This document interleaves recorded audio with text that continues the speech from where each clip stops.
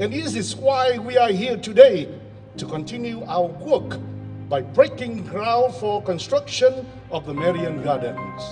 Behind the shrine, we see it here. You would enter a new space altogether, a garden of serenity and peace. And that is the future Marian Garden. That's why we're here today, to share and bless the final construction phase of our shrine.